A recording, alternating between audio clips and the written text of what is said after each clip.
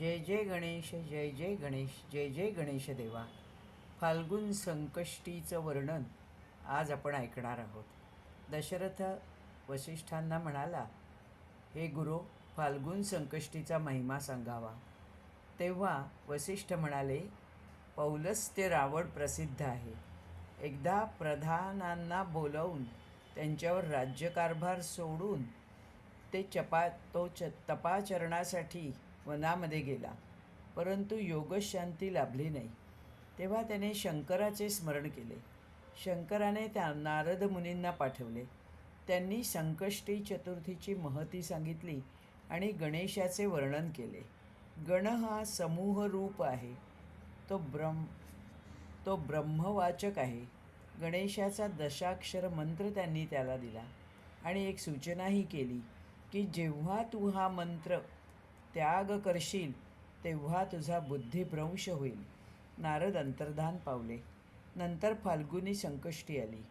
रावणाने हर्षभरे विधियुक्त व्रत आचरले, परंतु थोड्याच कालावधीत त्याला खूप मद चढला. त्याने गणेश व्रताचा त्याग केला. त्याचे सर्व ज्ञानही नष्ट झाले. द्विज असूनही तो राक्षस झाला. धर्माचा लोप झाला, कर्माचा खंड झाला आणि म्हणूनच एका क्षणात रामाने त्याला मारले. दशरथा, प्रत्येक कल्पात राम हा तुझा पुत्र होतो आणि रावणास मारतो. दुसरी कथा. महाराष्ट्रात एक ब्राह्मण होता. ब्राह्मण असूनही पापी होता. एका पापी चांडाळणीशी त्याने संबंध ठेवले. तिच्यापासूनच त्याला पुत्रपौत्र झाले. द्रव्य लालसेने वनात लूटमार केली व पर्वतद्रोणीत जाऊन बसला. परंतु एक दिवस राजाचे सैन्य तेथून जात होते आणि म्हणून लपून बसलेल्या त्याला त्यांनी शोधून काढले.